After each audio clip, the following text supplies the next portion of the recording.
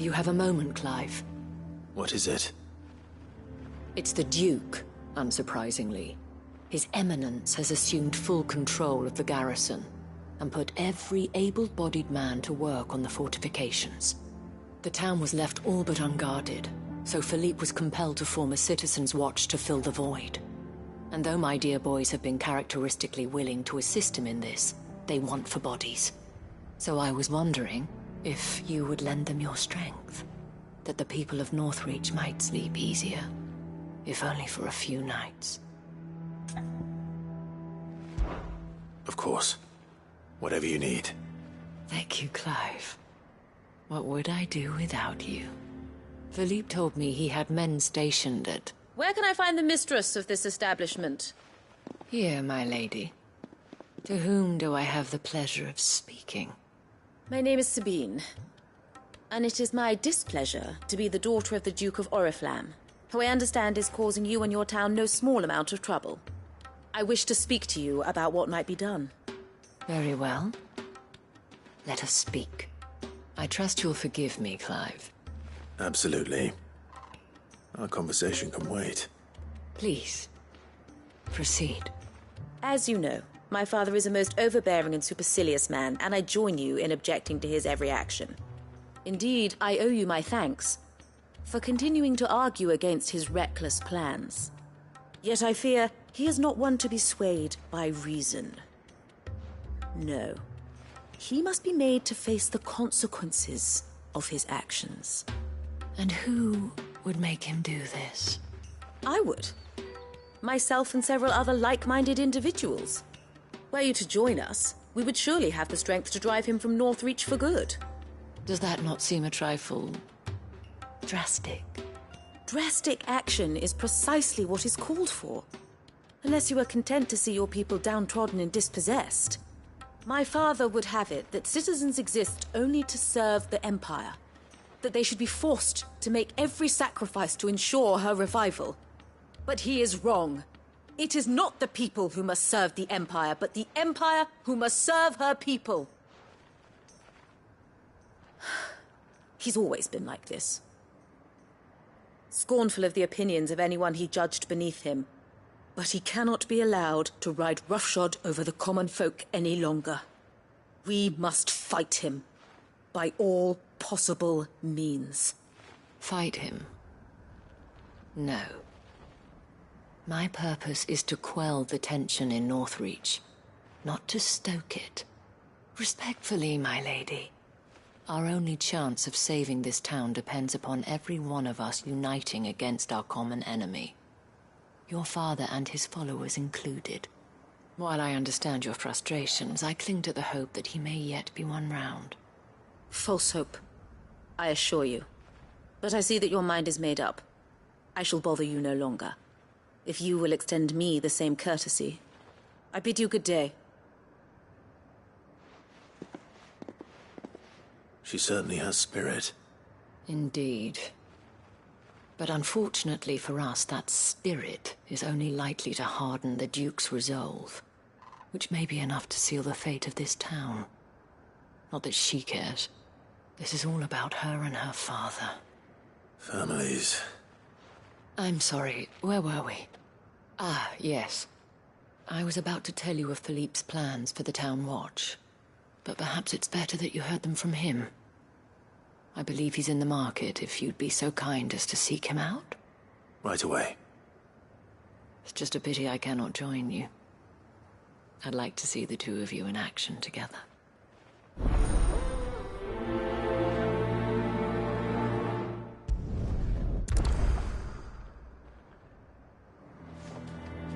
The task of organizing the town watch has been taking up a great deal of Philippe's time of late. And the rest he spends guarding the main gate to the markets. You'll find him there, most likely.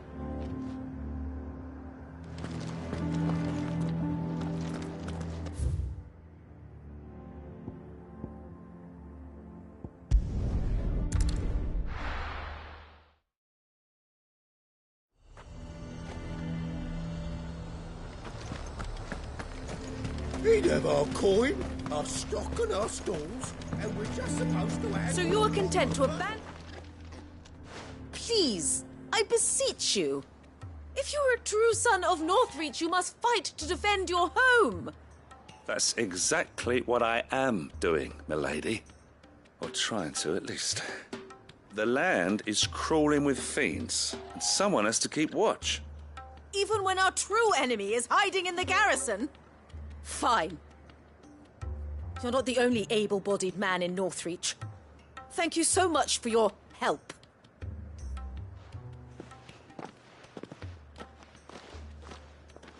She cornered you too, then?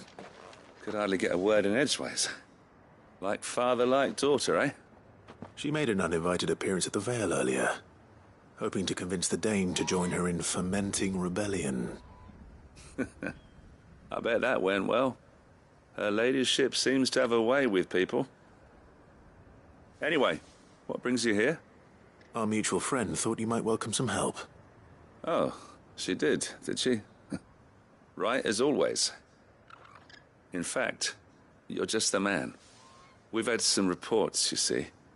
Sightings of, you know what. They're back. Seems that way. All over, too. We haven't been able to confirm anything yet, but if you're willing, you could go and see what's what. Right. Where should I look? You know Grieger's Weep? One of the sightings places them somewhere on its shores. I'm on my way. Thank you, Clive. I'll look into one of the other sightings. Let's rendezvous back here later.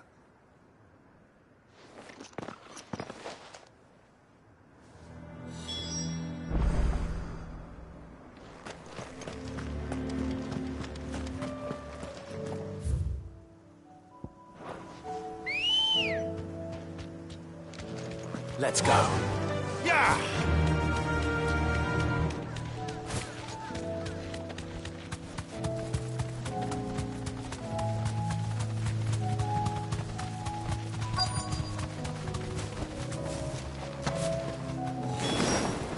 Damn it.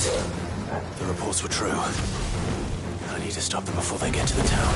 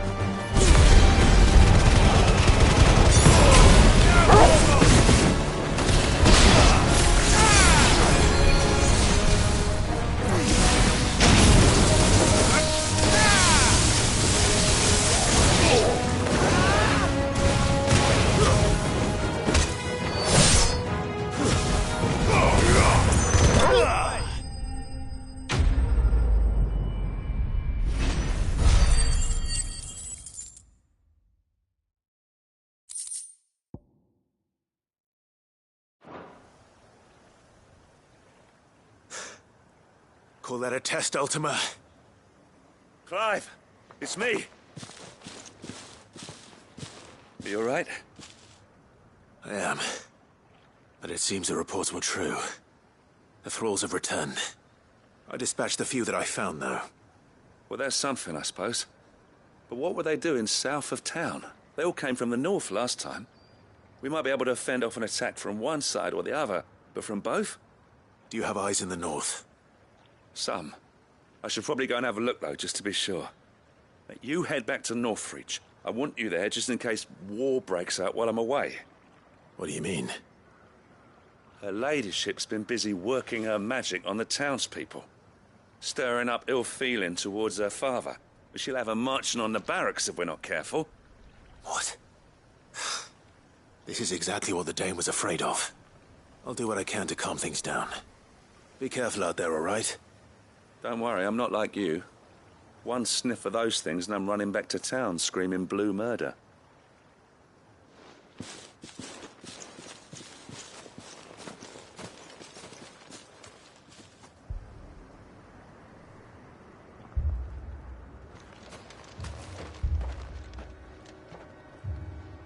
Do you not see, Father? The people of Northreach have given enough, and only a fool would ask for more. Listen to me, Sabine. Where would our people be without their country, hmm? The Empire is their sword and their shield. It is she that ensures they can live without fear. And now she teeters on the brink. Without their sword, how will the people fight? Without their shield, how will they protect their kin? Can the unarmed stand against the advancing hordes? No. But there is yet hope. A new shield, a new sword. A new empire. We can rebuild Sandbreck, just as Great Griga wills it. Perhaps we could, Father. But we don't want to. Not if it is built on the broken backs of the people. Please, let us not quarrel in the street. You must see that no good will come of this. Our fight is not with each other, but with the threat that draws ever closer to our gates. A threat that your sword has yet to rid us of, Your Eminence. You will hold your tongue, whore! You may have filled my daughter's head with your heresy, but I will not be corrupted. Corrupted? Your daughter's opinions are her own, as you would know if you had ever deigned to listen to her. At least I hope they are your opinions, and not posturing born of a family feud. Northreach deserves better than that. Northreach deserves better than you, Carla. Yes, I know who you are. The slut of Twinside who bedded a branded. Jealous, are you? That a woman might choose a bearer over a pious man of Griga. Clive! I met a swarm of thralls coming south from Oriflamme. Hundreds of them. Too many to count. No. Work on the fortifications has scarcely begun. We will retreat to Caer Norvent and there make our stand. Did you hear me? That was an order! While this is but a heartfelt plea, let us make our stand here and protect our homes. Protect those that we love. Together, for Northreach!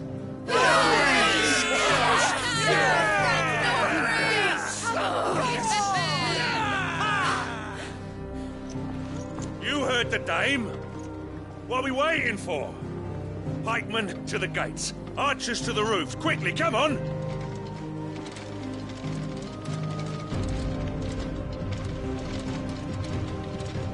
But she is but a common... Whore, yes. And we'd follow her to the gates of hell.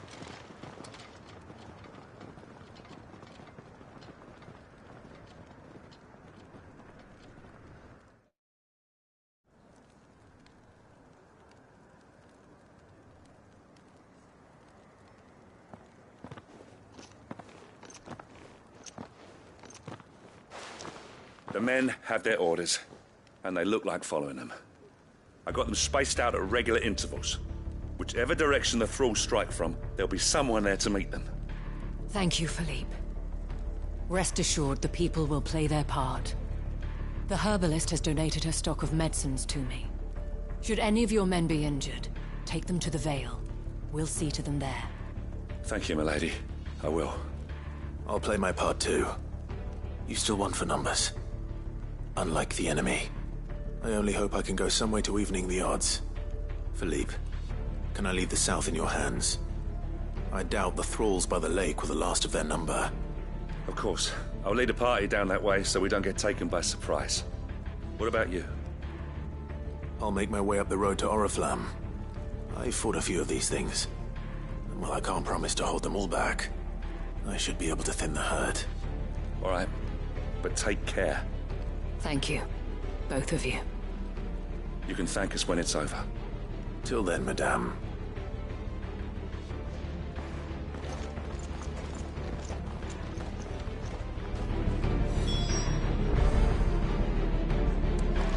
See that you come back safe, Clive. And we shall do everything we can to ensure the town is still here when you do. When the fighting begins, we can take refuge in the barracks. We'll be safe there. The captain said to bring our wounded here. And we'll be ready for them. We've got ointments and linens aplenty.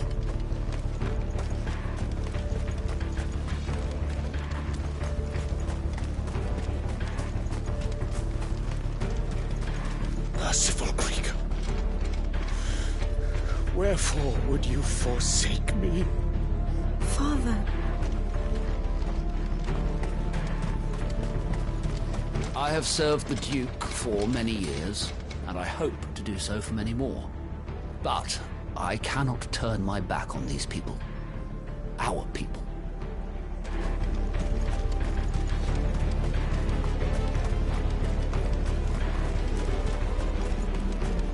I want steel in the hands of every man or woman willing to fight.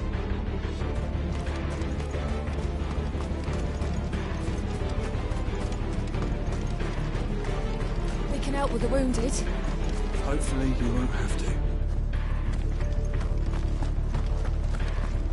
If any get by, you can trust we'll be here to meet them head on.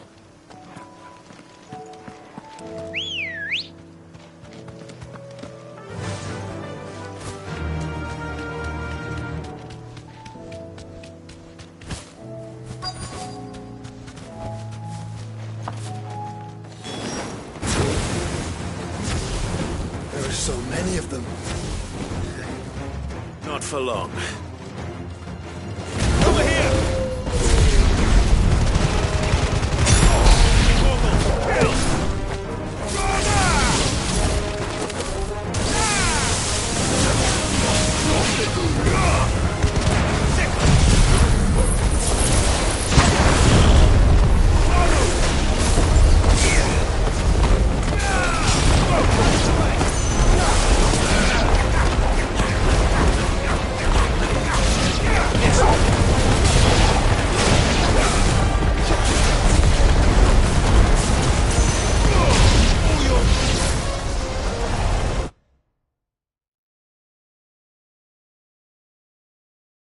Is it over? No. It's only just begun. Get him!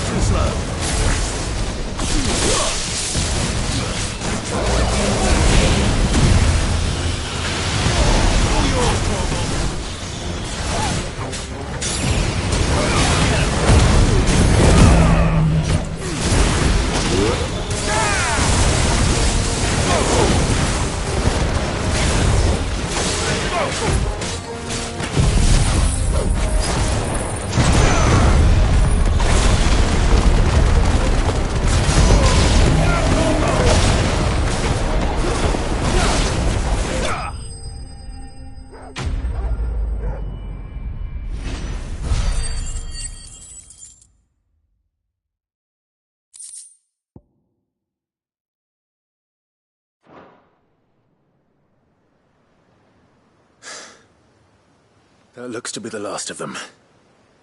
I wonder how the others fared. Better hurry back to town. Come on, Torgal.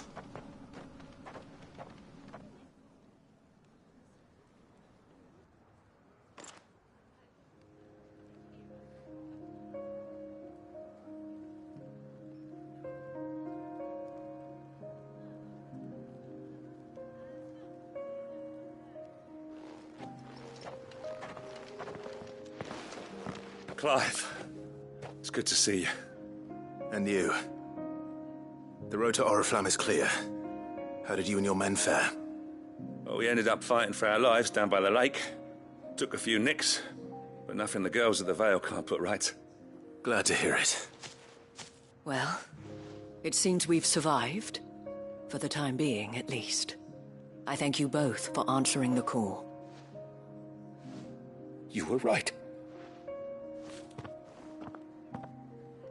And I was wrong. About everything. I had thought that the only way to unite the people was under the banner of Empire. That without a strong hand to guide them, they would drift apart. To be borne hither and yon by the eddying currents of fate. But you brought them together. Not by force, nor by the exercise of goddess-given authority, but by simply being one of them. By knowing what they feel, because you feel it yourself. Our purpose was ever the same, Your Eminence. You were merely distracted by a loftier vision of empire and glory, while our eyes beheld matters closer to home. You have the right of it again. As did you, Sabine. His radiance said it himself. Sanbreque is naught without her citizens. I forgot that. And I am sorry. I'm sorry too, Father. I should never have taken things so far. I only wanted you to understand how the people felt. How I felt. But my anger got the better of me. Do not blame yourself, my dear. This was my doing. I should have listened to you. To all of you. Your Eminence, your Ladyship, I do not doubt that you came here with the best of intentions. But I believe the same could be said of us all. We all want safety, security, prosperity. Not just for Northreach, but for the entire realm. And we may yet achieve it. If only we work together. Will you join us in this? Yes. We shall. Thank you, Your Eminence. Now that that is settled, I must go and see to the wounded. The Vale's doors are always open to any soldier in need of relief. And today there are more than ever before.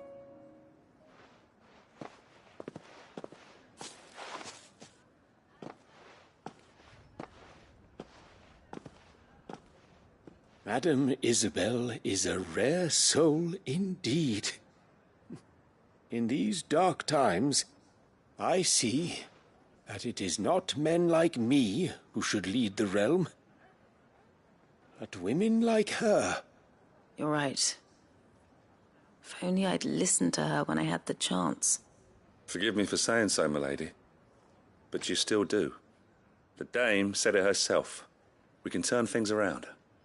We just have to work together. And that goes for you, too. You're one of us now. One of you? Well said, Captain. Let this be a new beginning.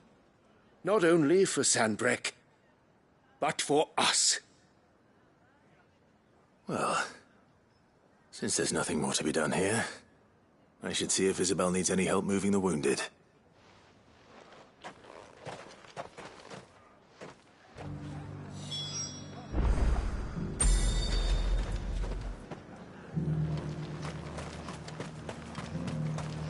You too are a friend of Madame Isabel's, are you not? sellsword won over to the cause by her brave example. Remarkable. I only wanted what was best for Northreach, for Sanbreque, and I still do. But this time, I will go about things the right way, in concert with others, rather than in spite of them. Thanks for your help, Clive. We couldn't have done it without you. Now, it's for their eminences to start pulling their weight. Can we get you anything? A room at the Vale would be nice. Thanks for standing with us. I'm sorry we didn't sooner.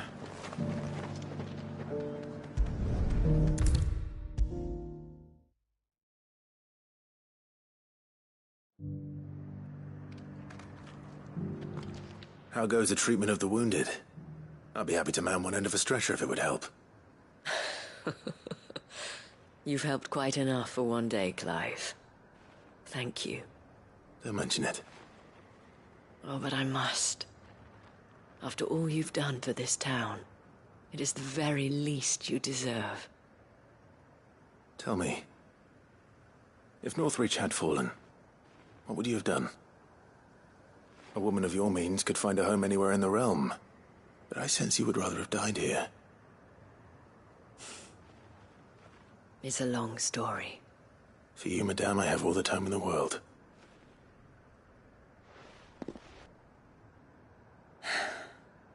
Very well. Long ago, I had a life in the Crystalline Dominion. I was Carla then, courtesan to the nobility. So sought after was I that it was only they who could afford my time. Alas, those halcyon days were not to last. For naive as I was, I fell in love with a bearer. He was my master's guard, the gentlest man I have ever known. After they discovered us together, he was whipped bloody and forbidden from ever looking at me again. And so we fled. Not that we had anywhere to flee to. We wandered, aimless and starving, half dreading, half praying that the next day would be our last. Until we found ourselves here, in Northreach. It was the Vale that took us in, that fed us, clothed us, and healed our hurts. Those that could be healed, at least. My love was already too far gone. He passed away. He did. Not long after we arrived. But at least we were able to share a few moments of peace before the end. It was the greatest gift I have ever received. But the generosity of this town and her people did not end there. The men and women of the Vale supported me through my grief. Shared in it, though I was still a stranger to them. They treated me like a sister. And so I swore that I would always do the same. That I would return the kindness that Northreach showed me.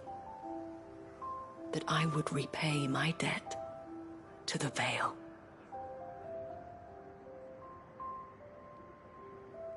Thank you, Isabel, for sharing this with me.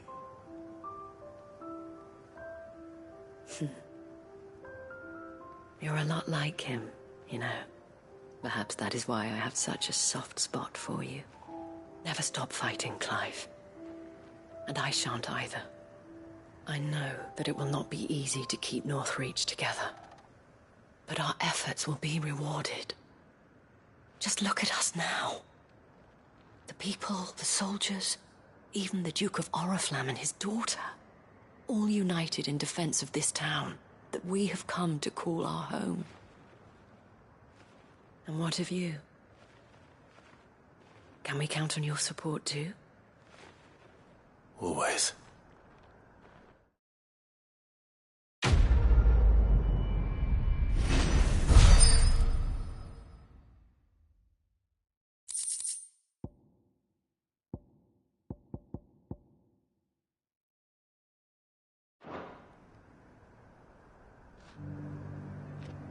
We have brought Northreach together.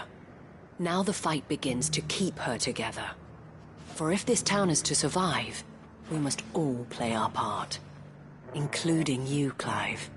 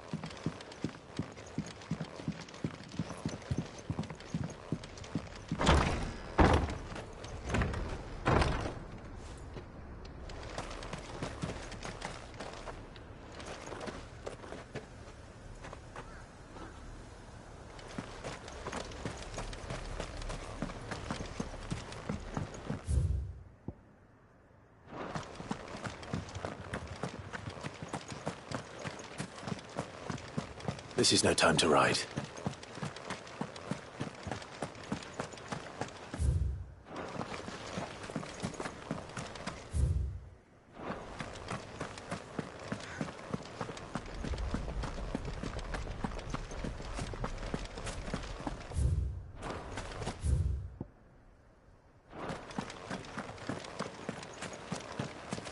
This is no time to ride.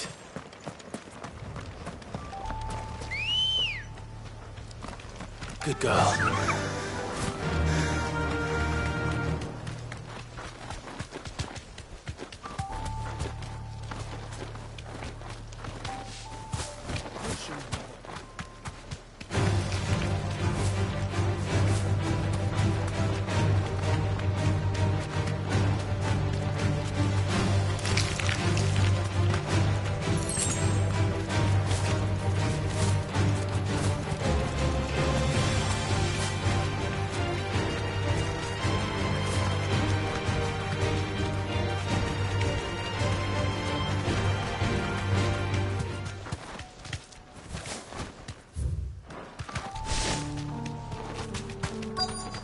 This be Mickelberg. Thanks, girl.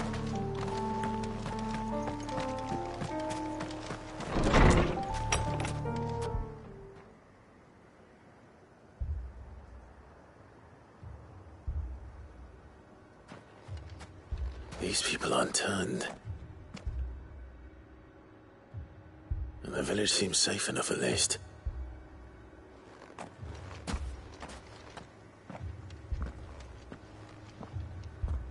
What is going on here?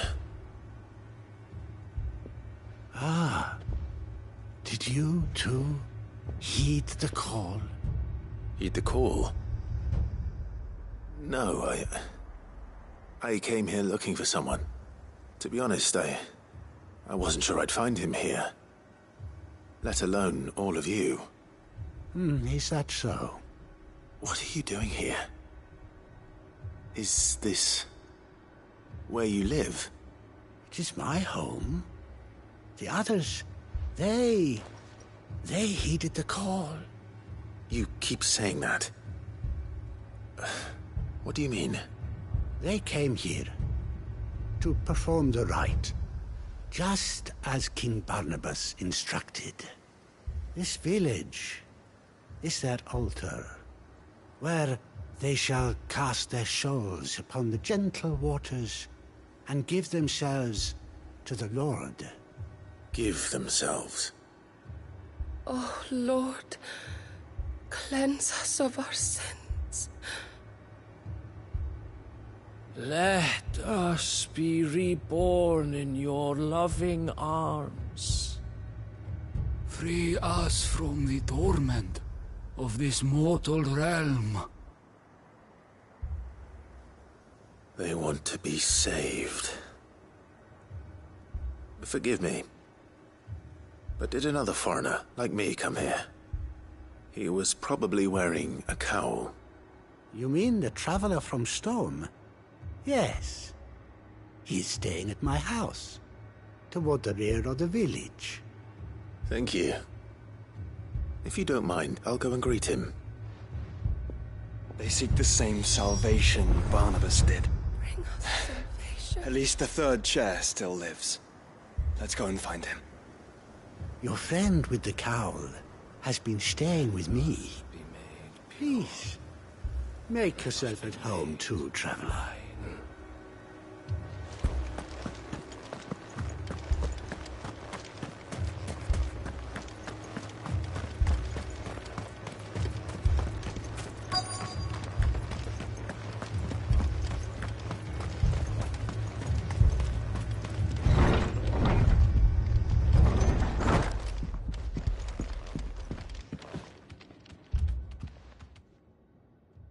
Excuse me. Are you with the Undying? I am. And so it would appear, are you? Lord Rosfield, if I am not mistaken. That's right. And you must be the third chair. I am. Cyril was worried for your safety. He sent me to find you. Then I must apologize. I did not mean to trouble the bearer of the burning quill. Much less you, my Lord Marquis. He said that you had failed to report. Is there a reason for that? I came here to study the followers of this new faith. But the more I learned of them, the more my own faith began to falter. You have seen them at their prayers, have you not? They devote themselves to the veneration of their Lord with a fervor I have never seen before. Praying night and day that they might be rid of their wicked wills and reborn in their Saviour's light. Not that they might be granted respite from their worldly woes, but so that they might continue to serve him. Serve him with all of their beings. I, too, swore to devote my life to the service of my Lord and Master, but this... 'tis different. It is more.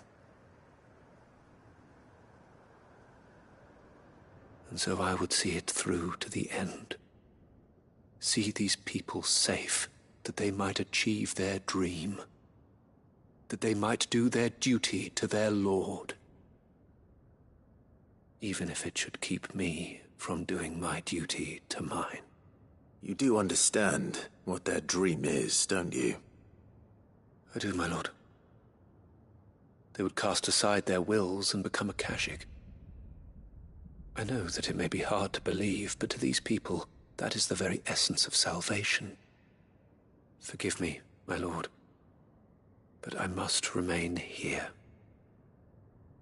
If you are to return to Master Cyril, I would consider it a great... Did you hear that, my lord? Something is happening.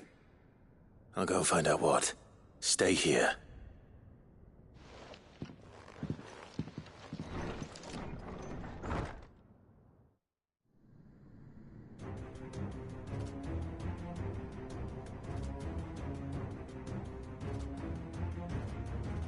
Beneath the flood.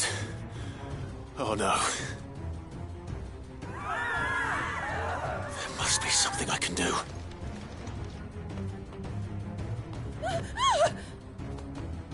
Echoes as well. Found her. Ready, brother? Ready. Over here!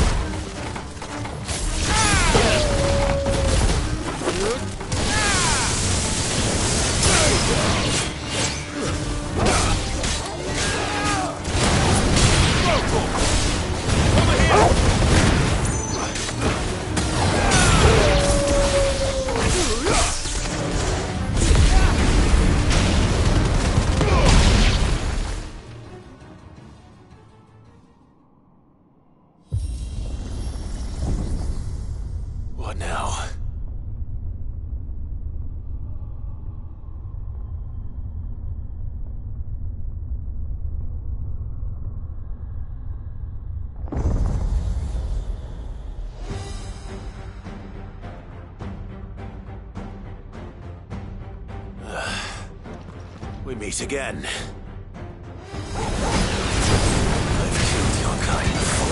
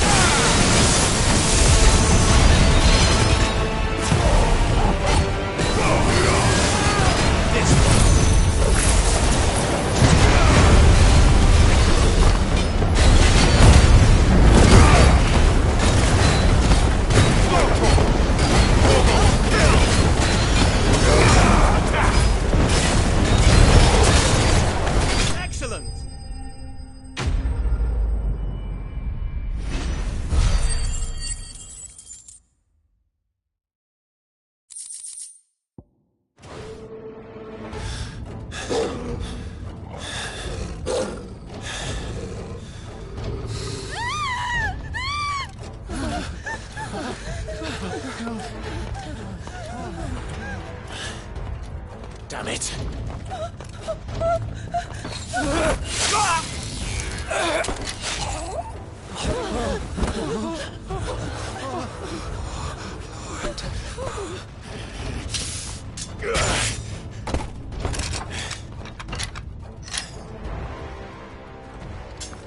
Don't you die. Come on, speak to me.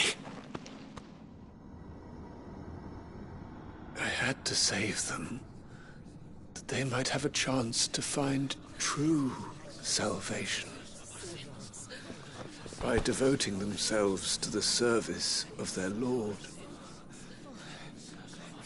just as I did when the Undying plucked me from the gutter and gave me a cause to believe in. A duty to serve was everything to me, and I would not deny them that fulfillment, even if they must become a Kashik in order to achieve it. Forgive me, my Lord Marquis. I did not mean to trouble you with this. My findings. Could you deliver them to Master Cyril for me? Of course. Your duty will be done.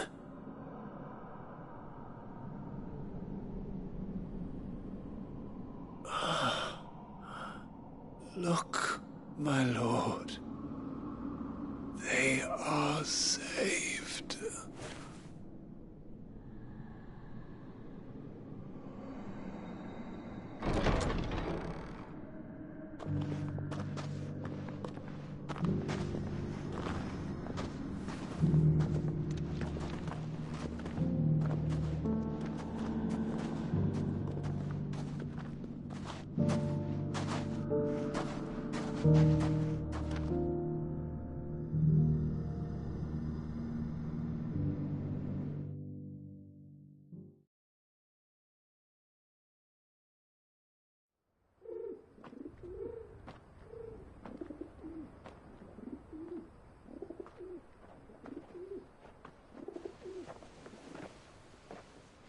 They are saved.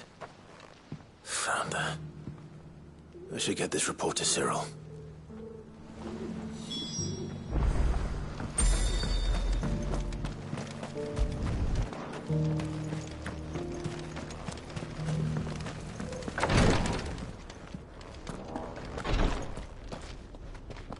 News has reached us of the black bulk that soars over the strait. Lord Cyril has ordered our survey teams to investigate it forthwith. It would seem that your battle is coming to a head, my lord. My Lord Marquis, welcome back. I am glad to see you hale and whole. I met with your third chair, Cyril. He bade me deliver his findings to you.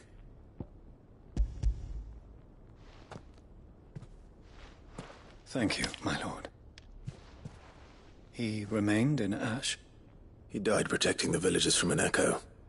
I buried him in Mickleburg. I'm sorry that I couldn't save him. If you could not save him, no one could. The villagers, they were believers in this savior cult. They prayed to their god that they might be unburdened of their wills. Then an ether flood came, and their wish was granted. Your brother sacrificed himself that they might live, even knowing that that life was death by another name.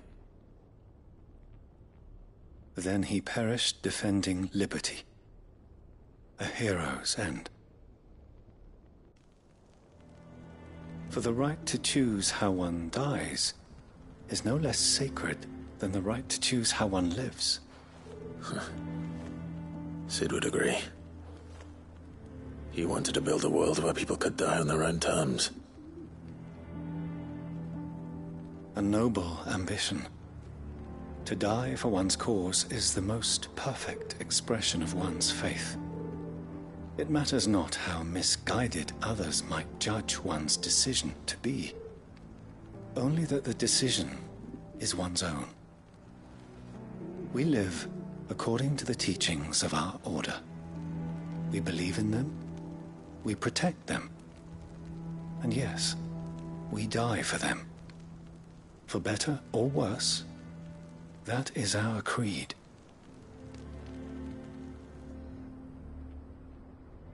But he didn't die for your creed. He died to save them, and you still believe that what he did was right. I believe that he believed it was. We of the Undying are not slaves, but willing servants. And this was his will, the ultimate expression of it. All right. I'd like to know this man's name, Cyril. To know the names of all the Undying who've fallen in the line of duty. They died serving my house. It's only right that I remember them. That is my duty. Of course. I shall fetch the Book of Martyrs at once. My lord, it has been, and shall ever be, the greatest honor of my life to serve House Rosfield. Though our duties may differ, yours is no less important. I pray with all my heart for your success. And were they here, I have no doubt but that every one of my fallen brothers and sisters would feel the same.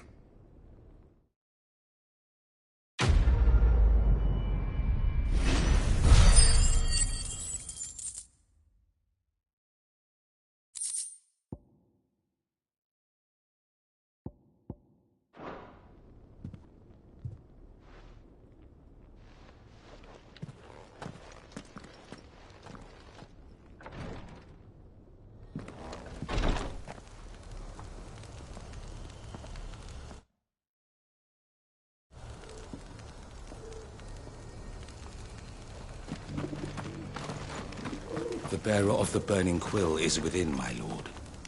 Prithee enter.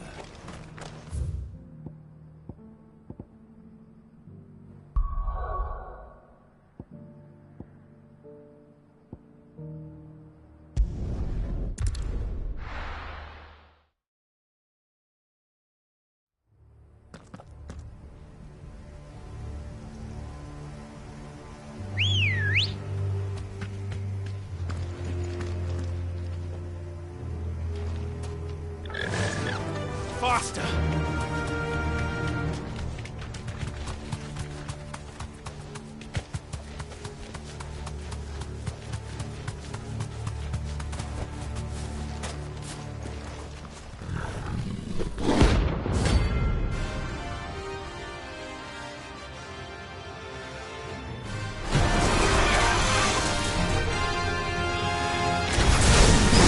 That's no ordinary girl.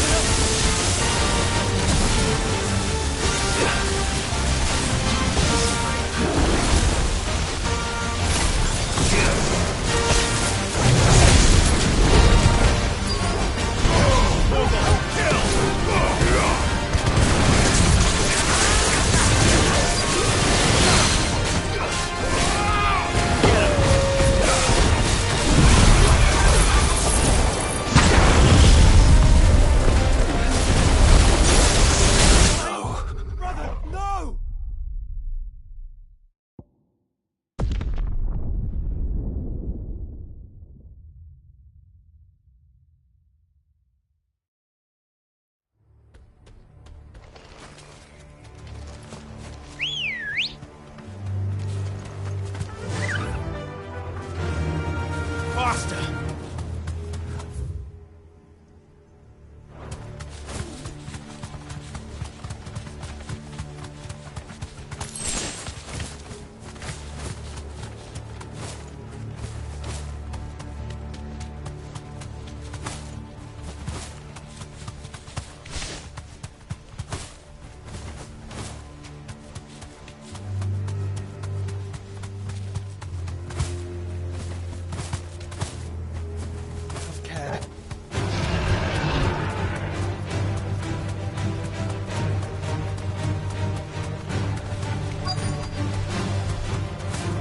Village looks abandoned. Now, which house would a bookworm live in?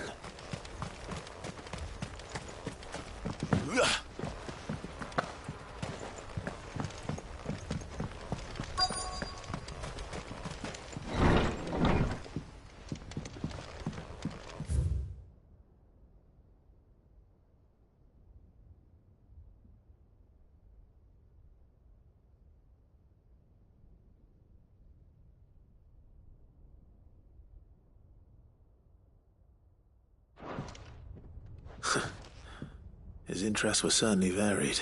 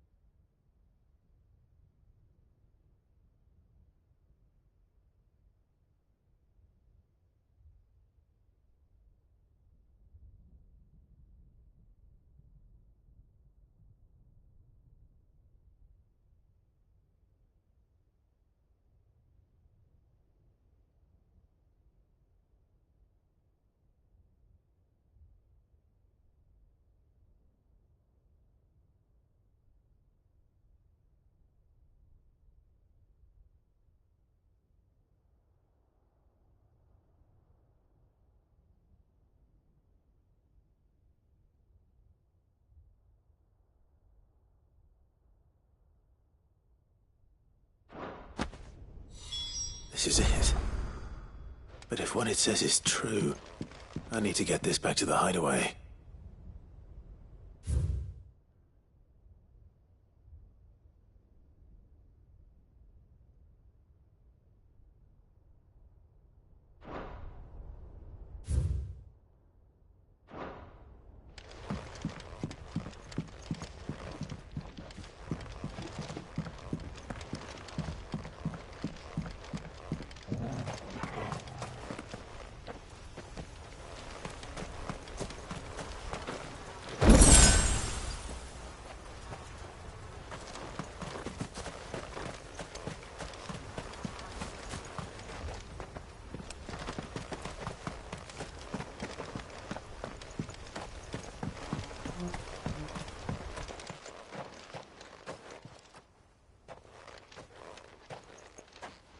Leaving so soon, stranger? We've been watching you. From a distance, so to speak. Subtle. I know who you are. Then we need not waste time on introductions. Hand me the book. Leave it in our care and return to your life. Your care? Do you mean to burn it, or bury it? That is not my decision to make. But by one means or another, its contents shall be removed from the common record. Then I'll have to politely refuse. I won't let you erase our history. Then we find ourselves at an impasse. Very well. The book can just as easily be pried from your dead hand.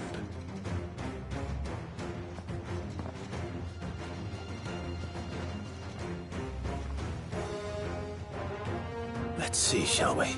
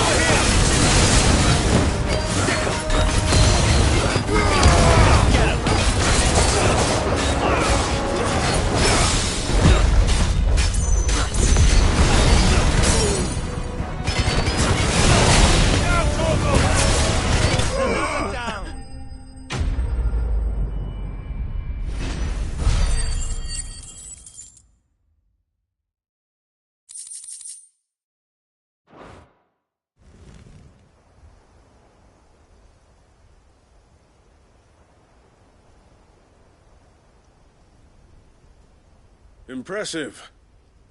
But we have other means. We shall claim the book yet. Why do you want it so badly anyway? It lays out in no uncertain terms the vanity and avarice of mankind. It tells the shameful history of the persecution and oppression of a gifted few by a giftless many. Would you say that this interpretation was correct? I don't know. You don't know. Your sword may be sharp, but your wits are dull. So let me answer for you. There is no correct interpretation of history. That a series of events took place may be proved beyond a doubt. But there can be no single, immutable explanation as to why they came to pass. It is a question of numbers and of belief. If enough people believe that a set of events occurred for a reason, that belief becomes the truth. So you're trying to control the truth? We are trying to protect people from themselves, from knowledge that would bring them naught but pain. That is all. You may keep the book, for now. The world is small. We shall meet again. Until then. Wait! Damn it. Let's get this back to Vivian. Perhaps she can explain what that was all about.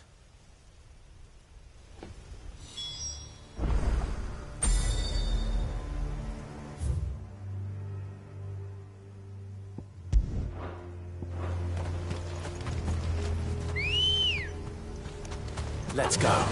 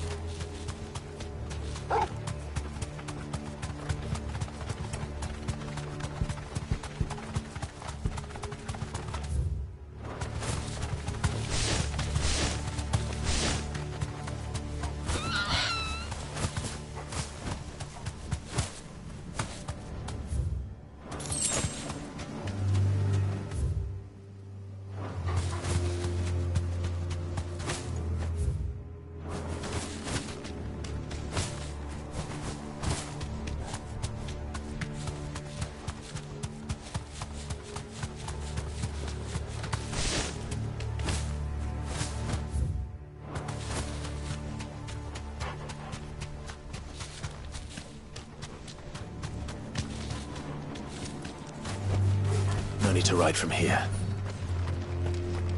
This must be the orphanage. Hopefully the registry is still here.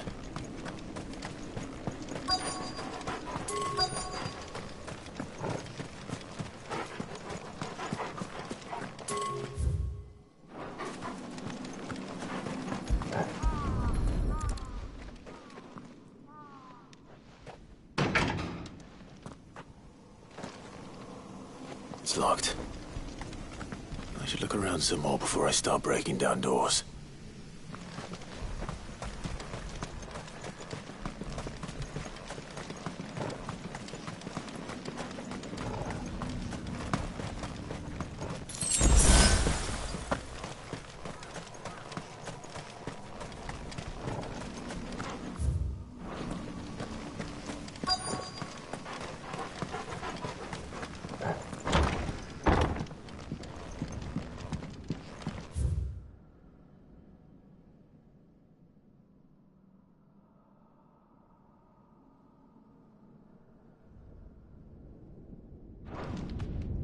Conditioning. This is nothing short of torture.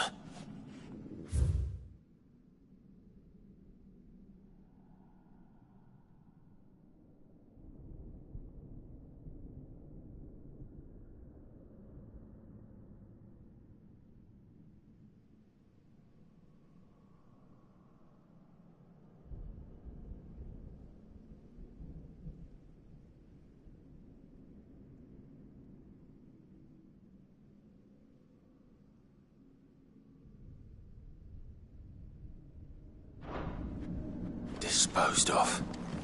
Herman wasn't exaggerating. It's a wonder he survived this place. I need to find them.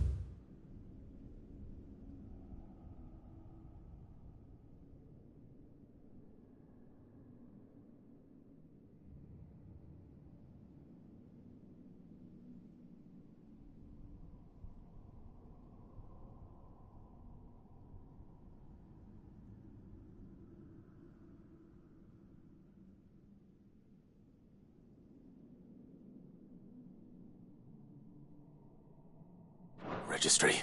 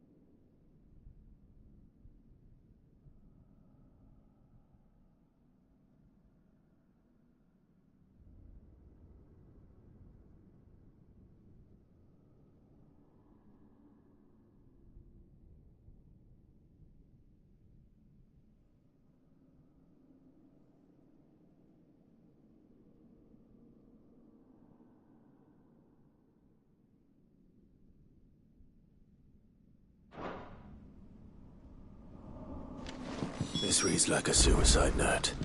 Did the director go through with his plan? There's only one way to find out.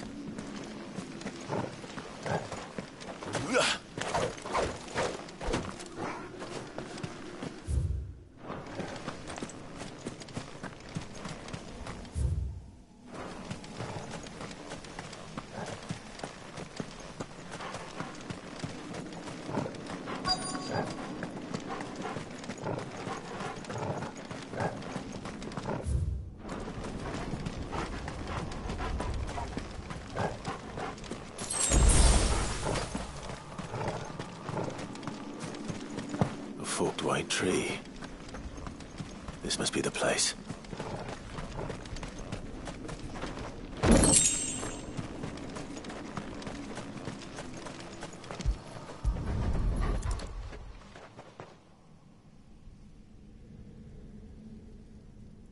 Could he really be buried here? There's something hidden among the roots. Let's see.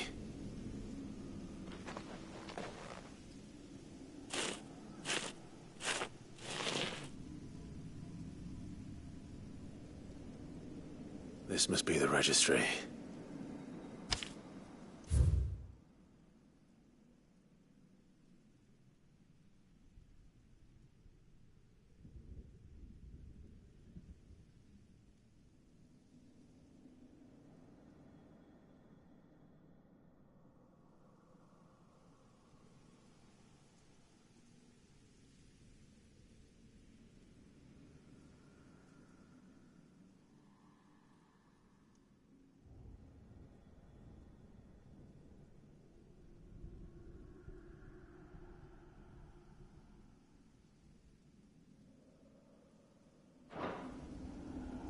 So many names.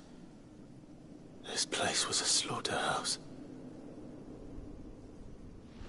And where is the architect of all this misery?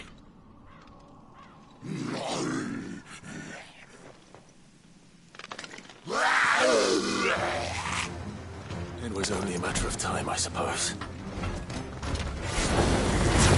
This place is cursed.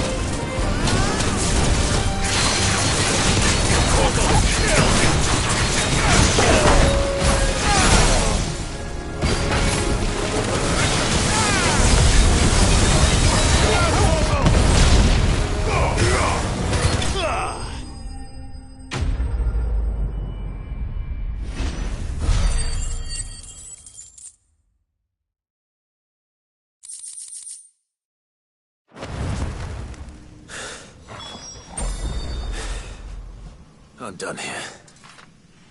Let's get the registry back to Herman.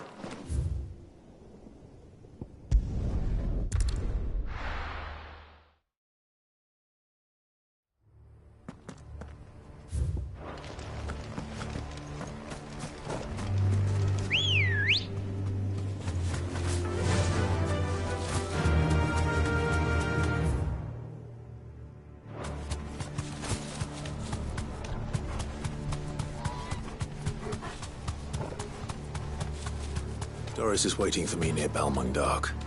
The longer she's out in the open, the more likely she is to be found by a Kashik. I need to hurry.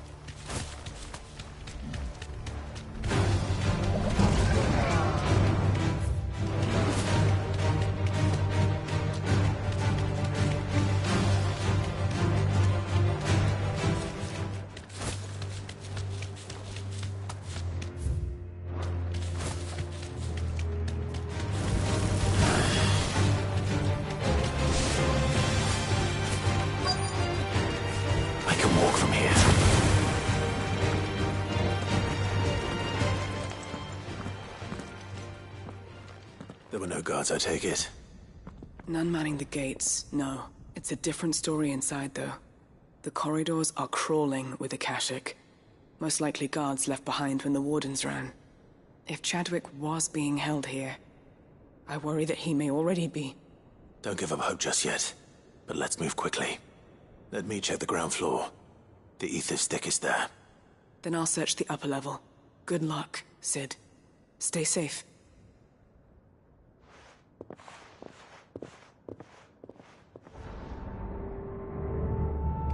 Just how bad are the floods inside the walls? Bad enough to turn a bearer? I hope not. We're risking a lot just being here. Better keep my eyes open for signs of life.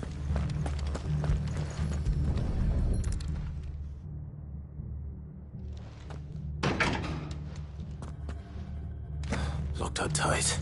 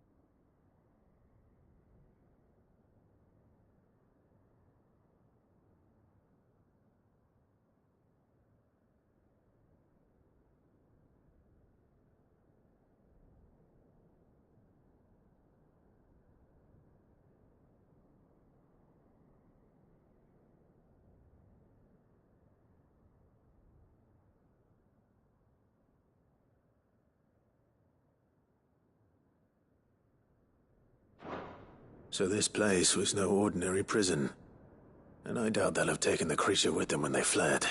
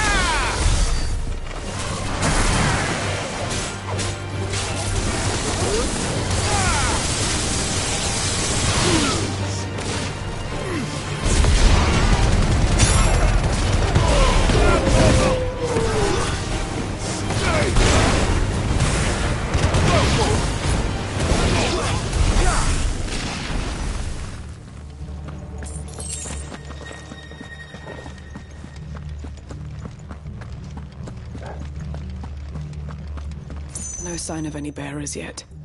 I hope you have better luck downstairs. Caution, brother. Quiet. Caution, brother.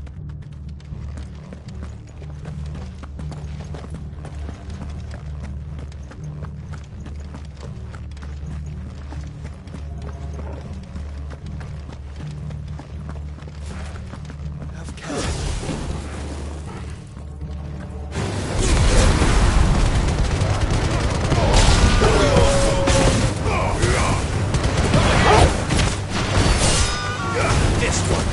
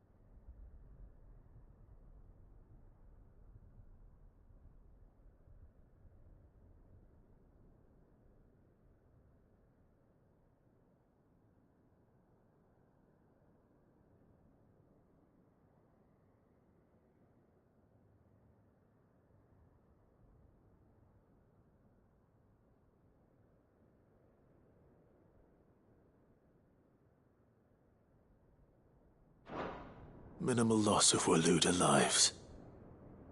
And what happens when they run out of bearers? Even the Imperials take better care of their branded than that.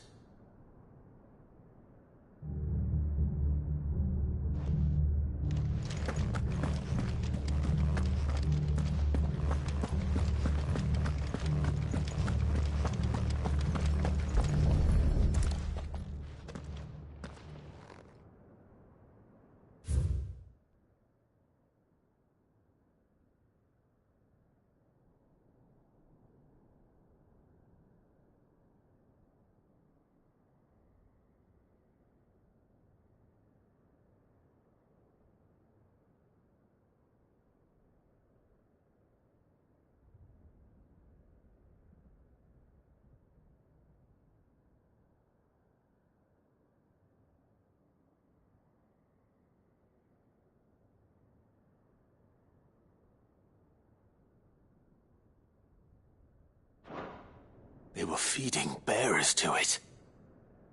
This is even worse than I'd feared. Nothing but a Kashyyyk down here. Hopefully things are looking better upstairs. I should go and see how Doris is getting on.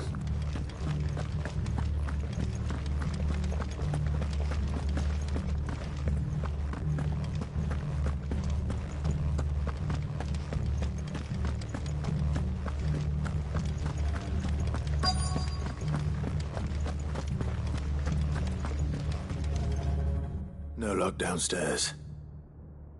But I did find out that this place was more than just a prison. Something far more sinister was happening here. I know.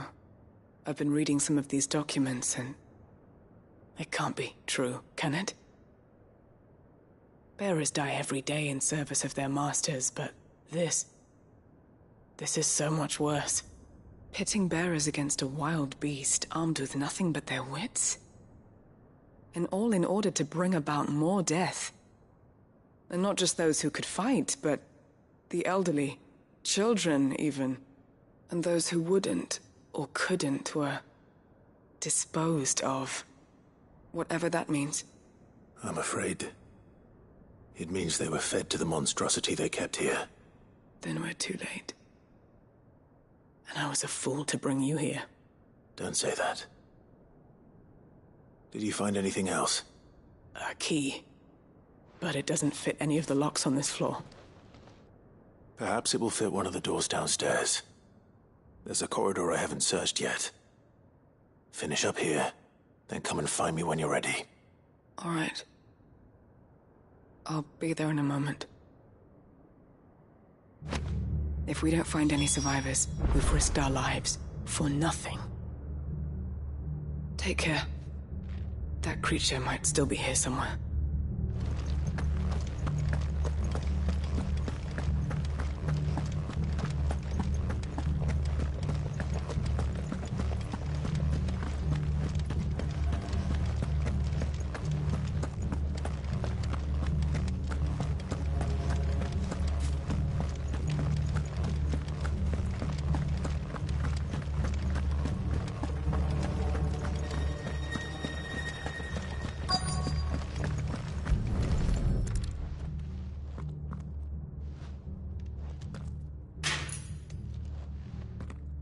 See what we can find down here.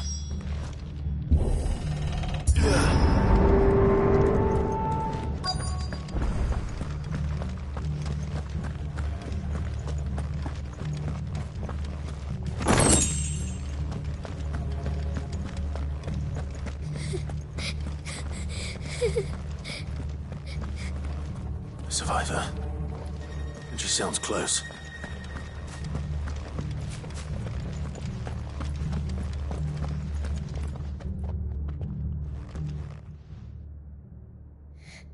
Who are you? There's no need to be afraid. Are you alone? Are there any other survivors? Some of the guards. They're still here. But something's wrong with them. Everyone else was eaten by the monster. Of course there were. Thank the Founder. It was worth our coming. but I'd rather we didn't linger. Are you ready? Ready when you are. You poor thing. He must have been terrified. Did Chadwick send you? What?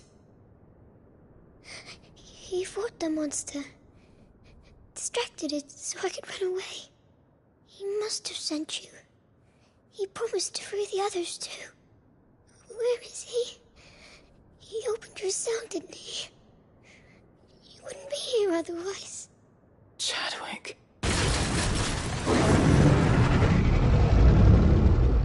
Was that? The monster's back! Chadwick, help! We have to get out of here.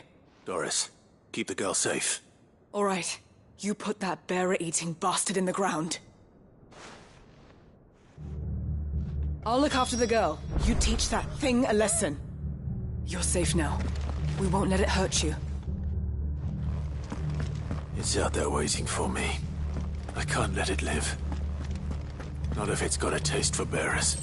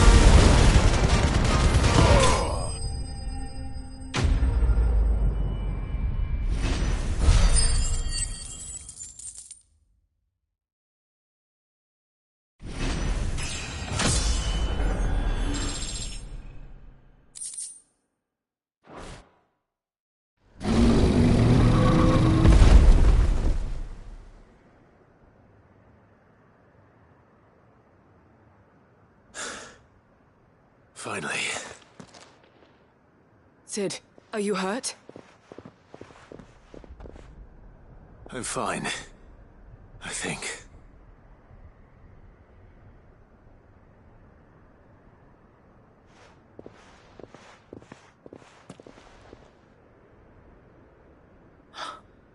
Oh, no. What is it? A diary. I gave it to Chadwick before we went our separate ways. He was here. Do you think that creature? I'm sure he fought bravely to the last. The girl is safe thanks to him. Chadwick. You fool. Come on. We have to get her back to the hideaway. We don't want his sacrifice to have been in vain. No. Of course not. I'll see that she's looked after from now on. It's the least I can do.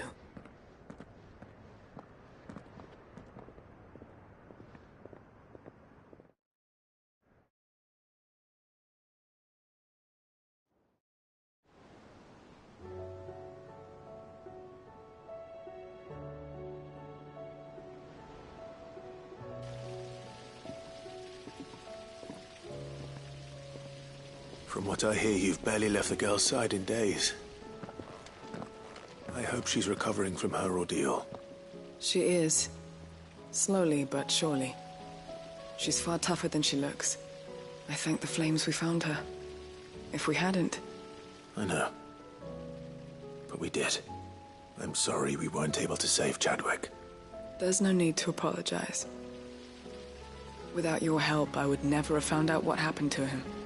How he fought to the bitter end to save her. To save Haida Marie. That's the man I remember. The man I thought of as a brother. I wish I could have met him. I'd like to hear more about your past. If you don't mind, that is. Of course. You already met my former master. She trained Chadwick and I to do two things. Kill and obey. We were supposed to be sold to the highest bidder when the time came. But no bid was ever high enough to convince her to part with us. For years we were her daggers in the shadows. But we could never quite shake our doubts about the things she made us do. And then, one day, we just couldn't do them anymore. So we escaped. But staying together was out of the question.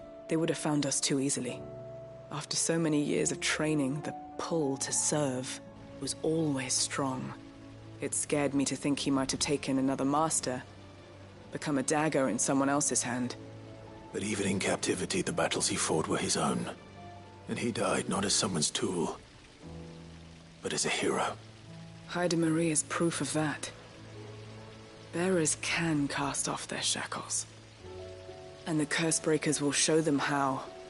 I'll fight until my dying breath to see it done. For Chadwick, and for all of us. Thank you, Doris. We'll be counting on you.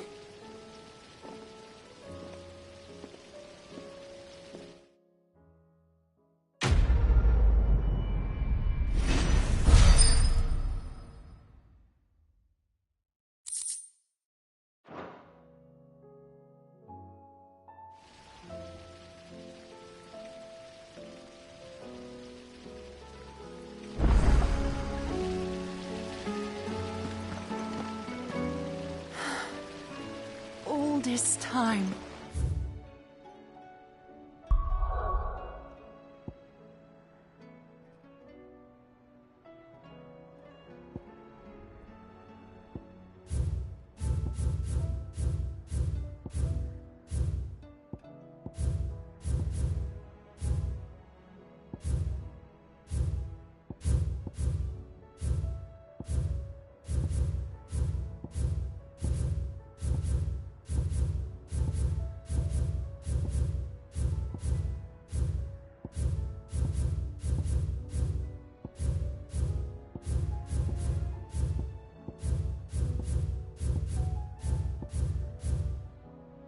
My heart has wandered hither and thither in search of the perfect companion.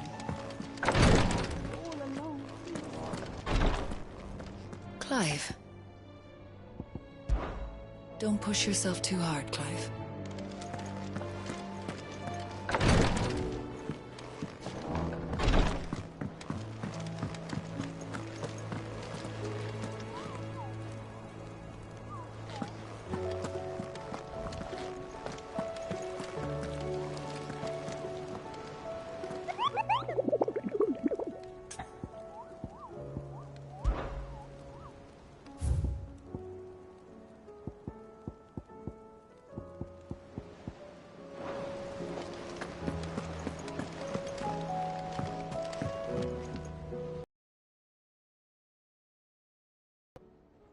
I found it.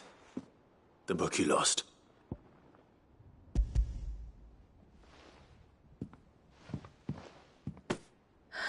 You You found it. Thank you, Clive. Even though I asked this of you, I was not entirely sure it would be possible. I feared the executors had seized every copy. I met with one of these executors, and I convinced him to let me keep it. He told me something. That the truth is just a matter of collective belief. And that if enough people believe a lie, that lie becomes the truth. It does.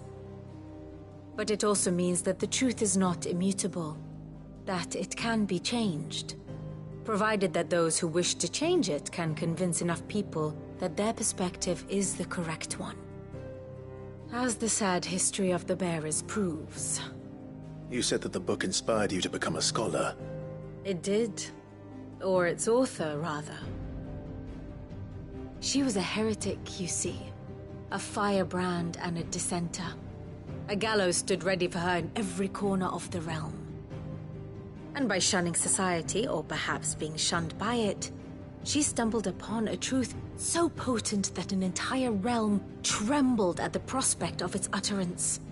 I, too, have always felt somehow set apart from the world of men. A stranger to my own species. She taught me that my solitude was not a curse, but a gift. And that, though my journey to the truth might be a lonely one, what I found at my destination would be more than worth the cost. Do you still feel that way? That you're not one of us? Honestly, I'm not entirely sure anymore. Since coming to the hideaway, I find my thinking somewhat clouded. Perhaps the result of studying mankind from a rather closer perspective than I had intended. But the more I study, the more I find value in this perspective. In looking not from the outside, but from within. So if you'll permit me, I'd like to continue my work here. Remember, Clive, when enough people believe, belief begets truth. Give the men and women of this benighted world the gift of truth. Make them believe in you, as I do. I'll try, Vivian. I'll try.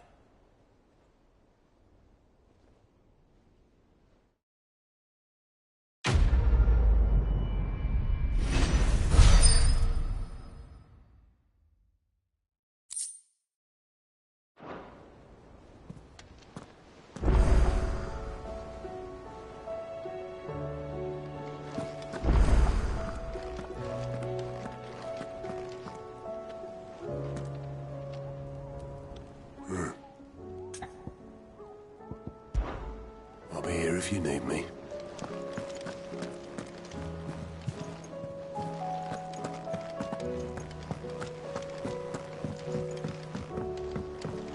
You should have seen him. The thing didn't stand a chance.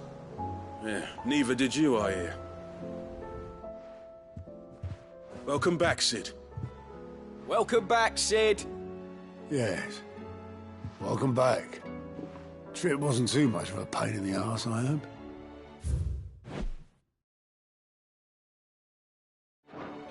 Truth be told, it was me who suggested roping you in to help with the trial. But from what I hear, things didn't go quite as planned. No, they most certainly did not.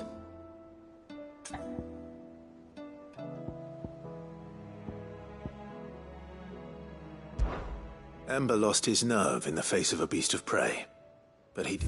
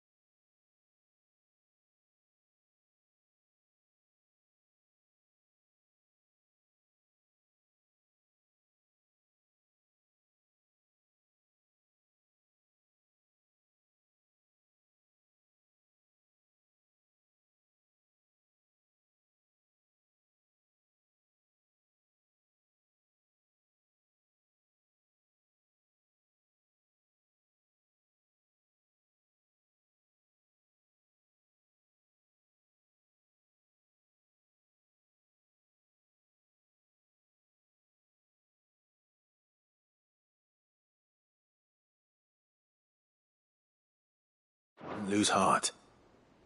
He pressed on, and he achieved his aim.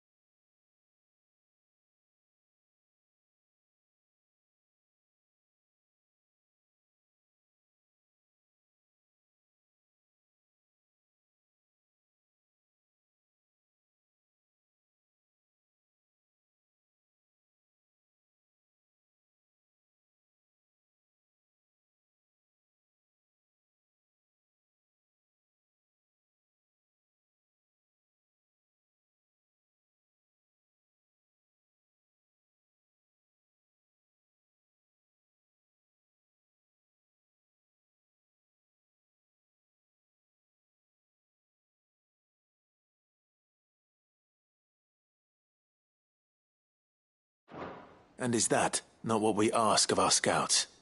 Indeed it is. Thank you for your honest appraisal, Sid. The fact remains, however, that Ember will not always have a battle-hardened warrior on hand to pluck him from the jaws of peril. All I have gleaned from this trial is that without someone watching his back, Ember is little more than a liability. Wait, Sergeant. Ember still has much to learn, it's true. And this time he was found wanting. But I'd say he's due a second chance, nonetheless. After all, he did do as you asked. With a bit of hard work, any hand can be made to hold a blade, and any mind can conquer its fears. But a scout's nose is different. You've either got one, or you ain't. And by sniffing out that log, young Ember here has shown he has a conch and a half. Wouldn't do to waste it now, would it? Fine. One more chance. I'll do whatever you ask. I'll spend my days and nights in the pit if I have to. I'll show you. Just you wait. Daft as a brush, that one. But his heart's in the right place. Just like someone else we know. And if you ask me, we've been leaning on him for far too long. That time the curse breakers took some of the weight off his shoulders, I reckon. It couldn't hurt. Just don't tell Gav I said so, will you? I won't have him thinking he's been hard done by. Next thing you know, he'll be asking for a day off. Chance would be a fine thing. back to work. Forgive me, Sid. This did not play out as I expected. Things really do these days. But that's why we need men like Ember more than ever. Men who can make the best out of a bad situation.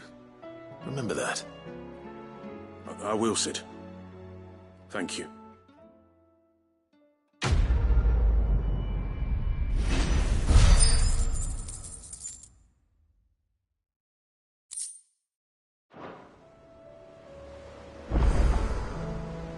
Sid, I wanted you to know.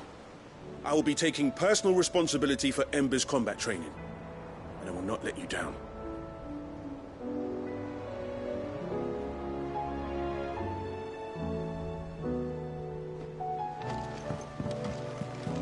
There's something about it. I feel like he's... Uncle, I bring good news. The Field Marshal has agreed to your plan. Ha! Of course he has. I didn't doubt you for a moment, dear boy. Rutherford is accompanying him back to your manor in Port Isolde as we speak. They will await your return there. As will one other. One other? Who, exactly? Lord Havel was concerned that even if he could get the realm's armies to agree to an accord, he might not be as successful in convincing those with political power. He asked if I might have a solution. And I suggested a certain Imperial Lord Magistrate turned Liberator. One of your co-conspirators? Master Quinton would probably call me one of his. But yes.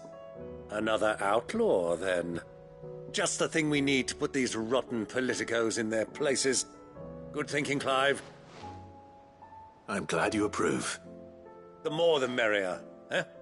Uncle, assuming Havel and Quinton can solve our problem with the armies, you still haven't mentioned how we might manage the grain shortages. Oh, don't you worry, my boy. The 7 high houses will be seeing to that. They have all agreed to make the most generous of donations. Oh, of course, it did take a little persuasion, but luckily I had some unexpected help.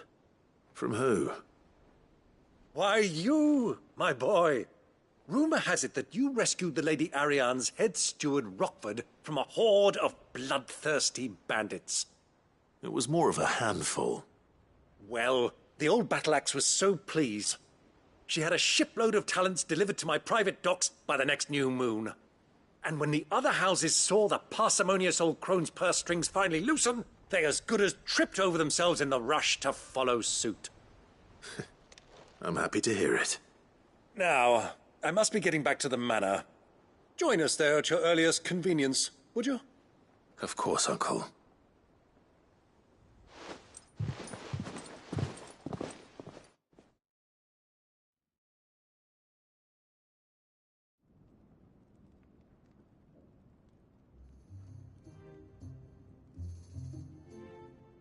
And how, pray tell, will we get that grain to the capital if the roads are still overrun with Akashic? You'll find another bloody road. I only have so many men, and I'm not about to send them headlong into an ether flood.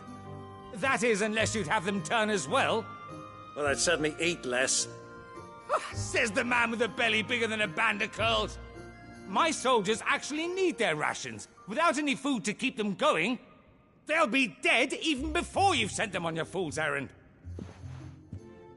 If I may, gentlemen, perhaps I might suggest an alternative approach.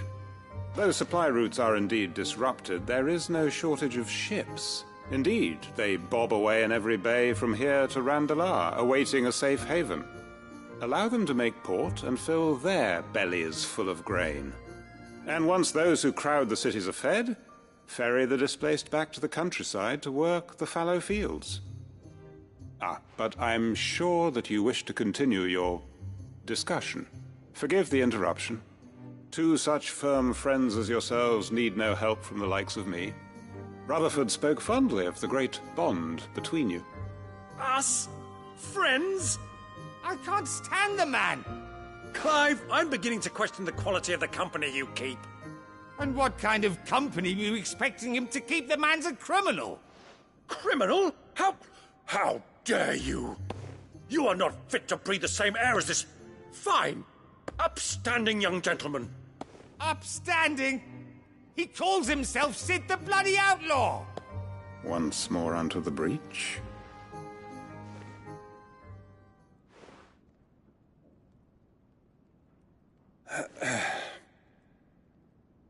Shall we begin again? What we seek here is not to create a new nation, nor to claim the thrones of those that already exist. We wish simply to bring stability to the realm that mankind might weather the current storm. And to do that, we must convince those in power, the generals, the statesmen, the nobles, that our cause is just. There will be disagreements, yes, and I imagine some resistance, much resistance. But we cannot let that deter us. If we show them the path, show them that we walk it ourselves, then I am confident they will follow. The fate of the world lies in my nephew's hands, but the well-being of her people lies in ours. And we must not squander the chance that Clive has given us. Uncle Byron, Now, with that settled, let's move on to the signing of the Accord. For what great moment in history hasn't been accompanied by a little ceremony?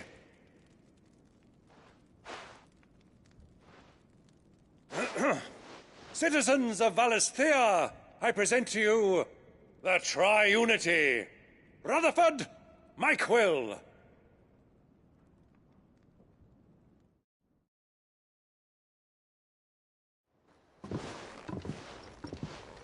Well, my boy, the stage is set. That it is.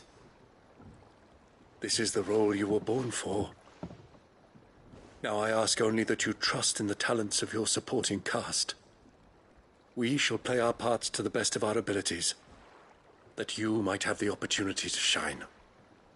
The realm needs its Sir Crandall. And there is no better Crandall than you, Clive. I want you to keep this signed accord as proof of our faith in you. I will. Thank you, Uncle.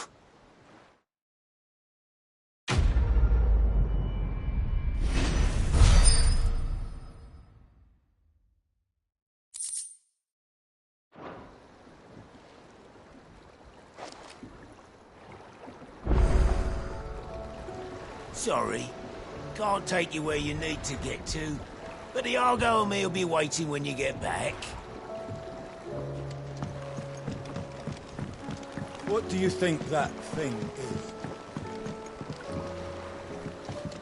And how the hell is Sid gonna deal with that?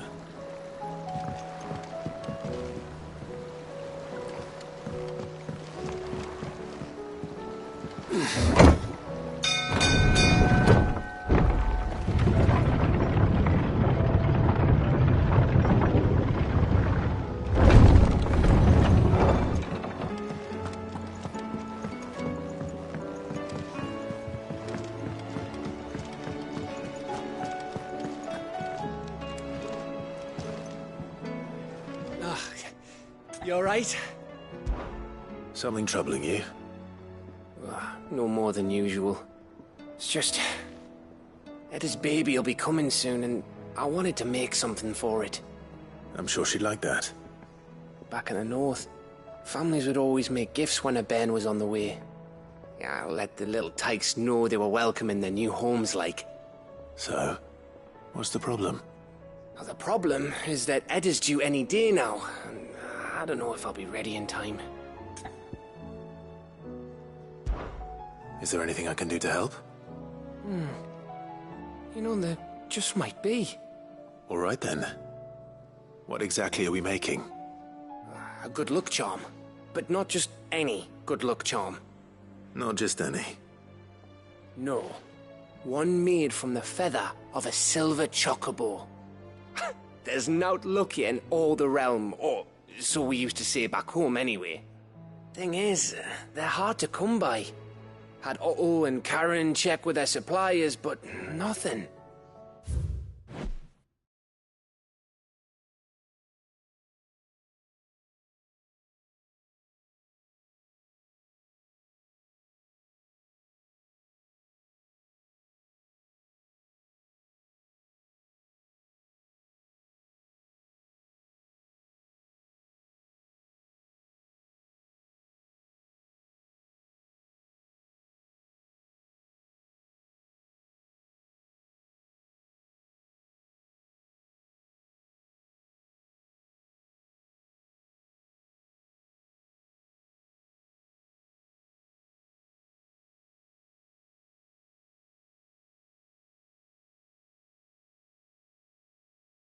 Try and track one down myself, only...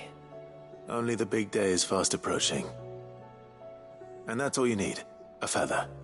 That or the bird whose horse it's attached to, aye. I was gonna start by asking around with travelling traders plying the northern borders. Well, there's no shortage of those passing through Martha's. I think I might make that my first port of call. I'll let you know if I find anything. You're a good friend, Clive. I won't forget this.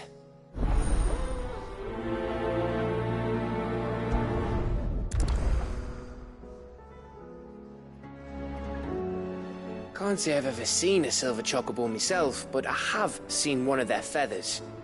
Look, just like a normal one, only silver, obviously. Well, grey.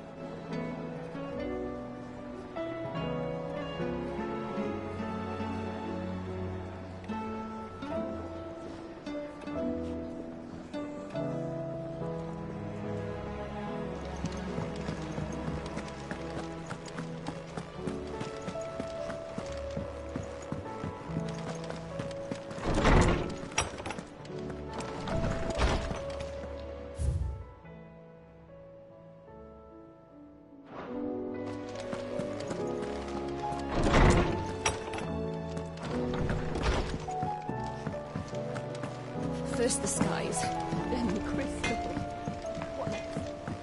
Say what you will. Lady Karen is seeing ourselves out.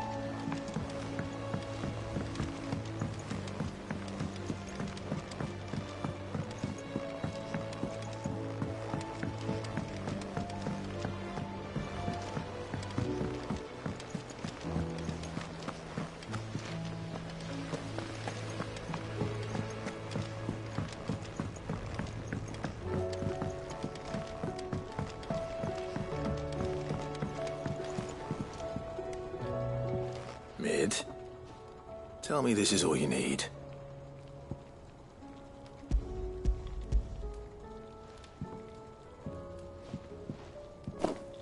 Aw, you make it sound like I asked you to save the world or something. Tell me this is all you need. It's most of what I need. After you left, I went over the figures again, and I realised I'd forgotten a 1 and a 0. And a cogwheel. Just a tiny one. Though, that's the problem. Gears that small are a bastard to make, and I may have lost the one Blackthorn spent a fortnight toiling over. Wait. The children. When they took apart your scales, there was a tiny brass gear. Now that I think about it, they didn't use it when we put the scales back together. The young'uns? But why would the... You know what? I don't want to know. I'll keep working on the model. You go and find that cog. Don't look at me like that, Clive. I already apologised to Blackthorn. Miserable old bugger. Besides, you can't expect me to keep track of every nut and nail floating about this place. It's a mess. That crystal certainly don't bode well. Just think of all the secrets it must hold. Here. If you're planning on going up there, bring a bit back for me, could you? Has Midadol mentioned a new project yet? Not exactly. She seems preoccupied. Sid! Is Mid still hiding from us? She wasn't hiding. She's fine. She's just busy working on her next project. A new invention? What is it? What is it? Is it an airship? I bet it's an airship! Do you think she'll let us help? That just so happens to be why I'm here. She needs something special, something only you three can provide. A brass gear. A tiny one.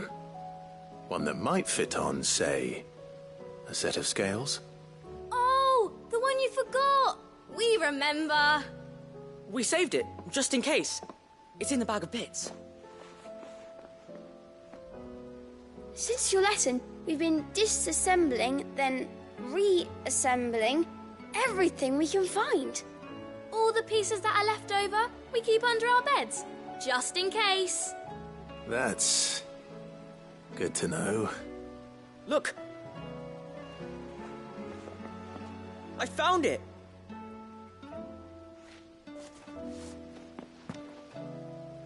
Is that all? Just the gear? We have more parts if Mid needs them. That's all for now. But I'll let Mid know about your... hoard. Just in case. Thanks, Sid. Back for another part. We've got screws and bolts and nails and knobbles and noodles and,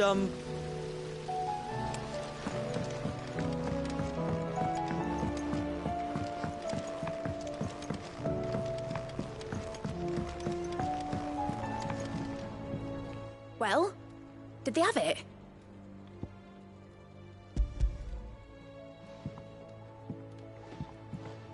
They did. And they kept it somewhere nice and safe. Will it work? Will it work? He's perfect! You're a genius, Clive. What exactly are you going to use it for? Only the most important job of all. The wings aren't going to move on their own. But with the right cog in the right place... well, you just wait and see.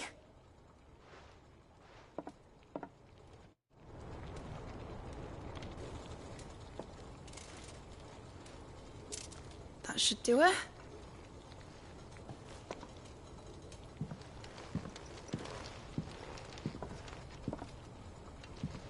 Here goes nothing.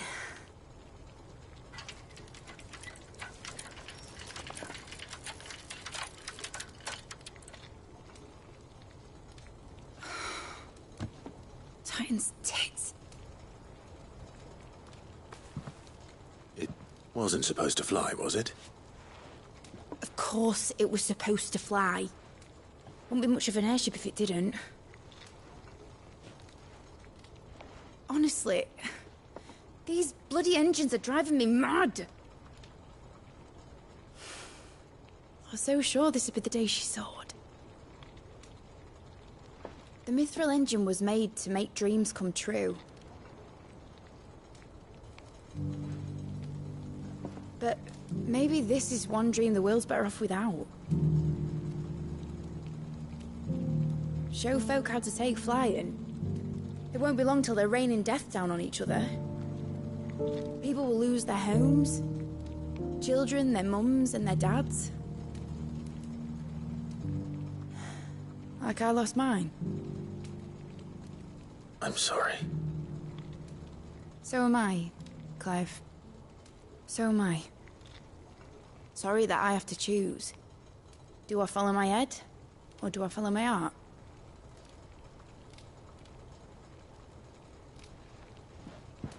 Good question. The first time I stood on the deck of your ship, felt the wind in my hair. It was like I was flying. But imagine how it would feel to actually do it. My dad always said there were two ways of living life. Chasing a dream or shuffling to your grave.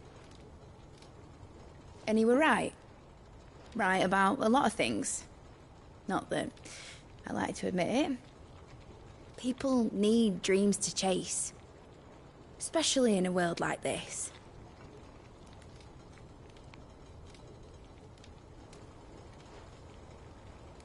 Right. When this is over, I'm gonna take all my Mithril engines to Zemeckis and sling them over the edge. I won't have my dream end up turning into someone else's nightmare. But all that hard work... All that hard work will not be used for war, Jamie. But it ain't like it'll be gone. Tell me, Clive, have you ever been on a treasure hunt? Not since Joshua and I were boys. Why do you ask? Because I'm gonna bury the engine schematics and leave behind a little riddle telling people where to find them.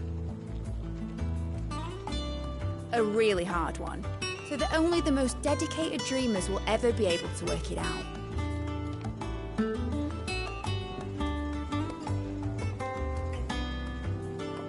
Ooh, I can picture it now. Some daft general squinting at the words with a gormless expression on his mug. Like that one, yeah. Right.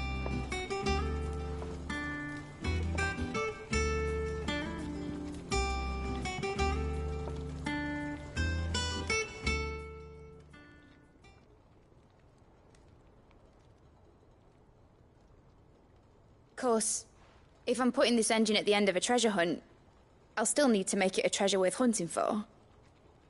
Won't be much of a prize if it couldn't even make a toy boat fly after all.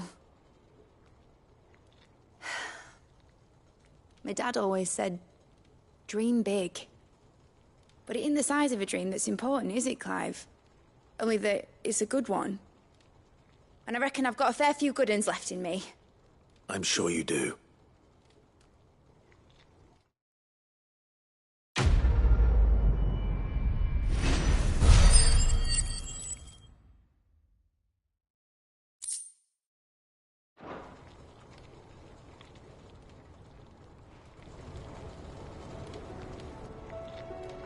What shall I do with your model? You spent a lot of time on it. We both did. What, that old thing? Not healthy to cling to your failures, Clive. They'll weigh you down, you know. Sound advice. Still, I suppose my prototypes will probably be worth a fair bit when I'm as famous as Bart's the Builder. Seeing as you're always strapped for coin, suppose I can give it to you. Just make sure you get a good price when you do come to part with it. I'd say that was up to you as much as me.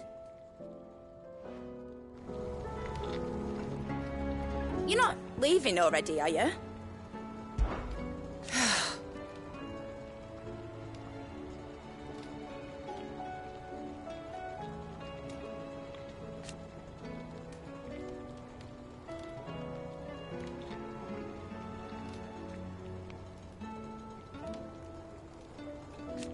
Make a name for yourself.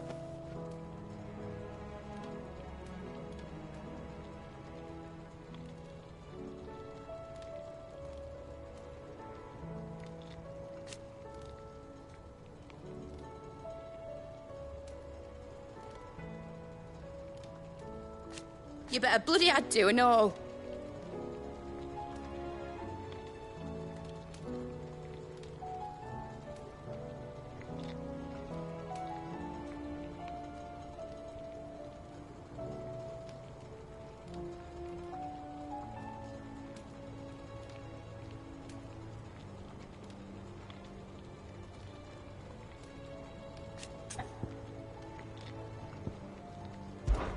Enjoy it while you can, Clive.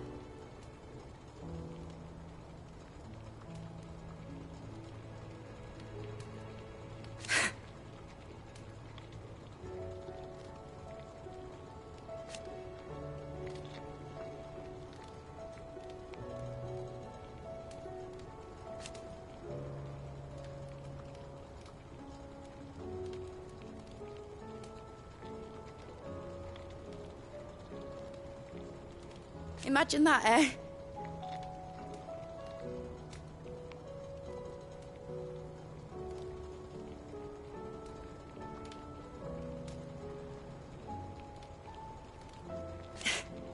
Till then, though.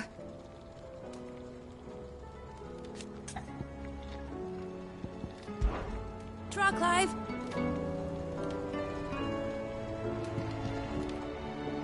Need something?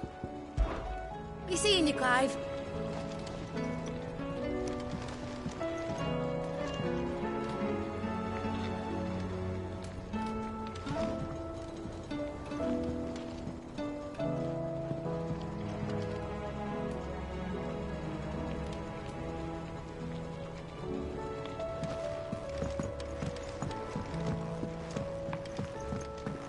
Has Midadol mentioned a new project yet? Not exactly. She seems preoccupied.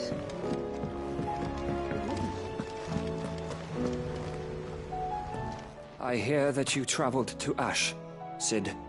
Did you by any chance recover the names of my fallen friends? I did. Yes.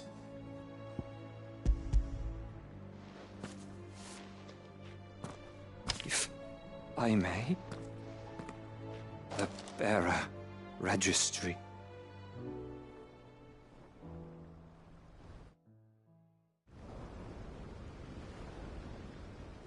The director was a brutal man. He got no worse than he deserved. The registry was all I found beneath the tree. There was no sign of a body.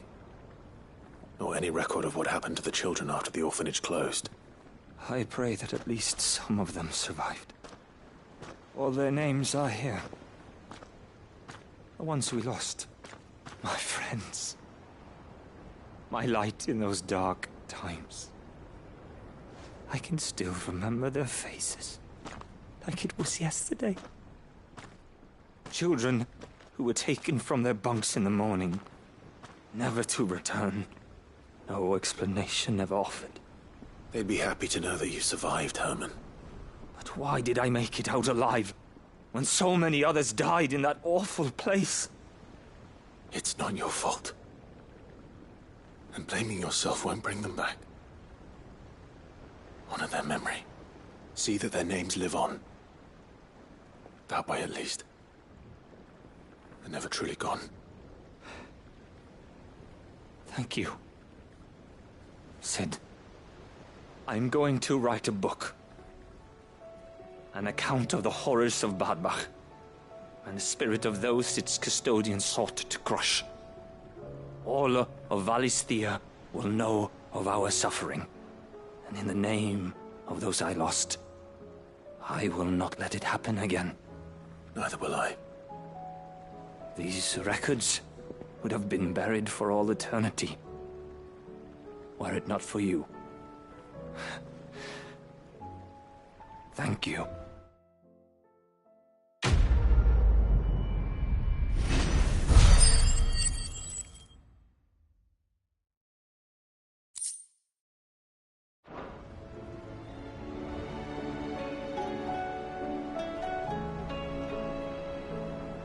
The realm will hear of Badbach. And I pray that the tale of my fallen friends will spare future generations the horror we endured.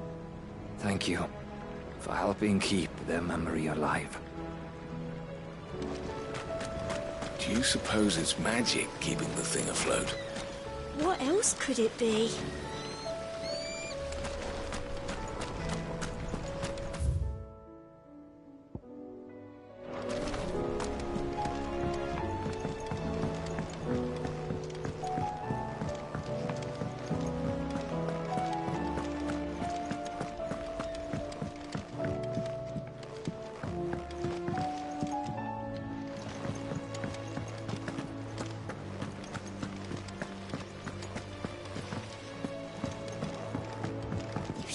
Food in the hideaway. Sometimes, in my cell, my tummy rumbled so loud that Chadwick would sneak me some gruel from his bowl. I miss him. He would have liked this place.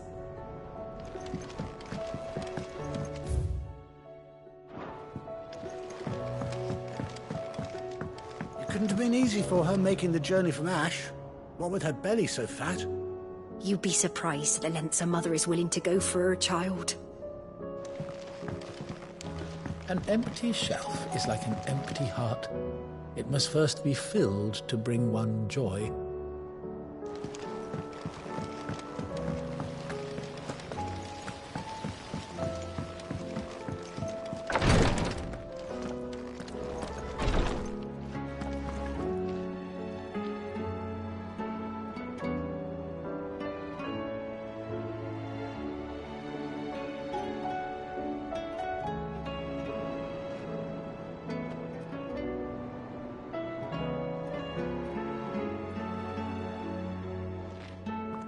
Feeling ill?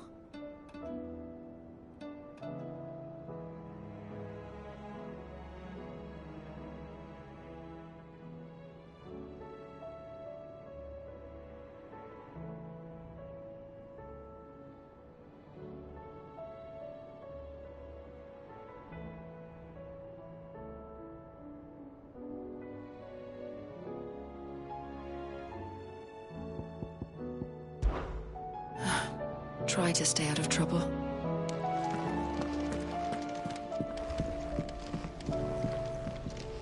Thank you, my lord, for taking me in. Everyone here has been so kind. It reminds me of home.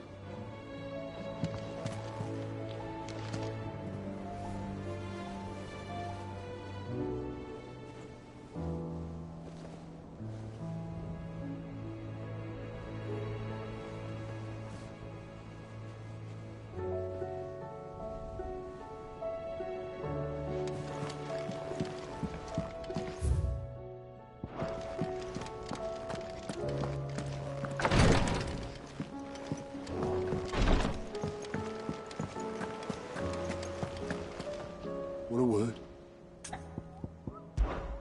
I'll be here if you need me. Twinside's hundreds of leagues away. That'd mean the crystal is... I read Gav's report on Stonia. Only wish I could have been there to see the Mother Crystal fall. It's just a shame it wasn't the last. Assuming that thing looming over the mountains is a Mother Crystal.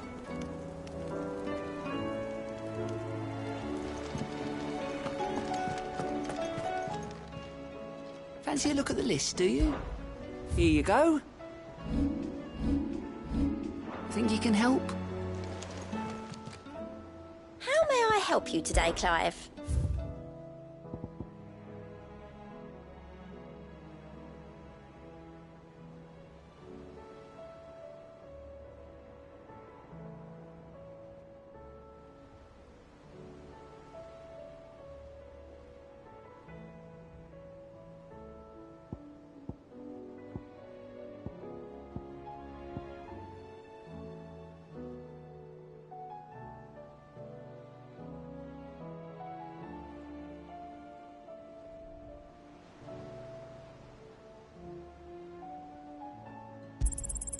You earned this.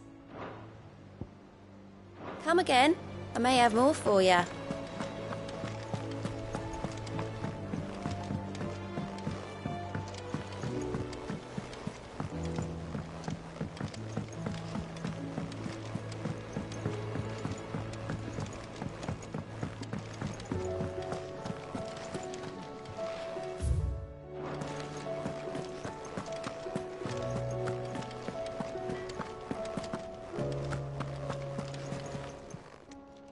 Clive.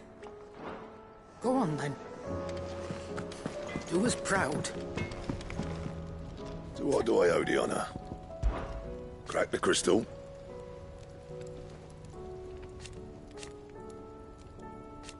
Not a very good one. But then...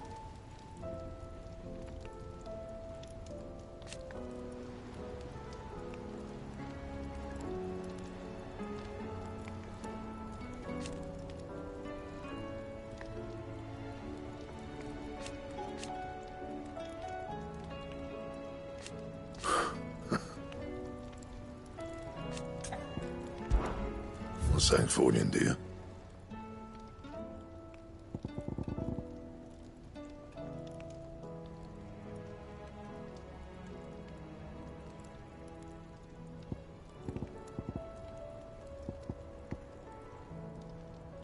Bring me the materials, and I'll think about it. And?